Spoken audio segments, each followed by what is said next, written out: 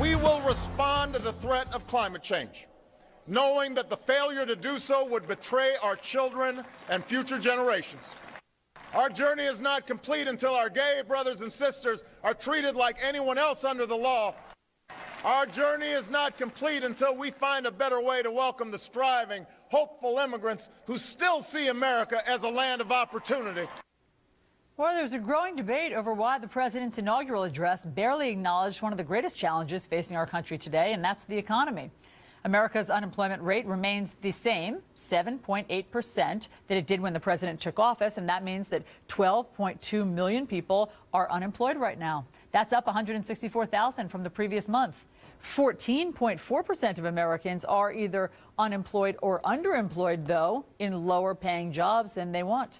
Fox Business Network's Lou Dobbs, the host of Lou Dobbs Tonight, joins me now. Hi, Lou. Nice to see you. So the president talked in his inaugural address about immigration. He talked about climate change. He talked about gay rights. He talked not at all about unemployment. He did occasionally mention jobs. Are you surprised by the tone and the subject? All that he talked about is certainly important to the country, to the American people. But nothing will have greater impact on the principal issue facing the American people about which they are most concerned, that is the economy, the budget deficit, than restoring prosperity. He did not for a moment suggest a tone that would be strong and positive leadership for the next 4 years. He did not for even a moment, not even just a hesitation, lay out a plan for the future to restore economic growth above 3%, to bring 23 million unemployed people back to dignity and to work.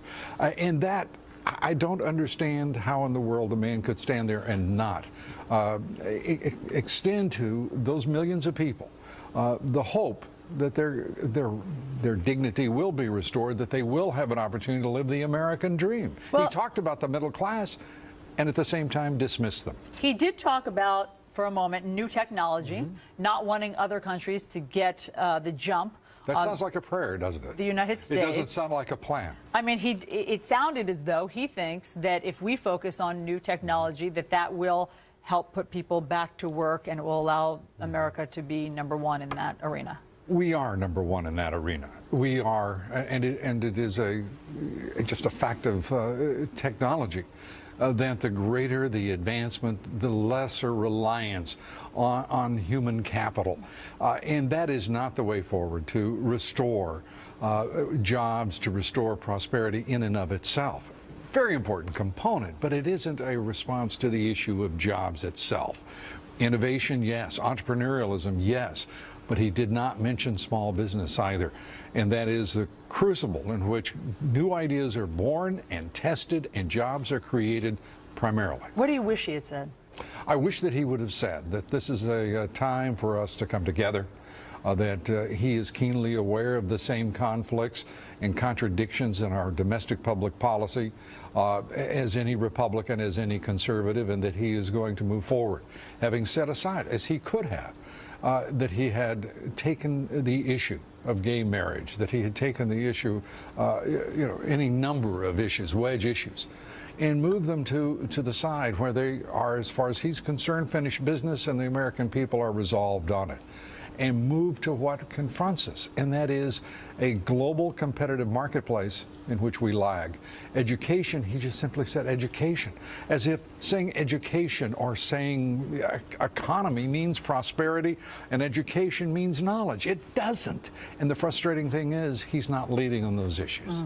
As we said, unemployment today is 7.8%. It's the same as it was when President Obama took office, but the real number, I don't have to tell you, is much higher of people who are underemployed. They don't have the jobs in their career track. To put that number in some context, if we may, if the labor force participation rate were the same as when he took office in 2009, that is above 65%, that number would be almost, well, it'd be almost 10.5%.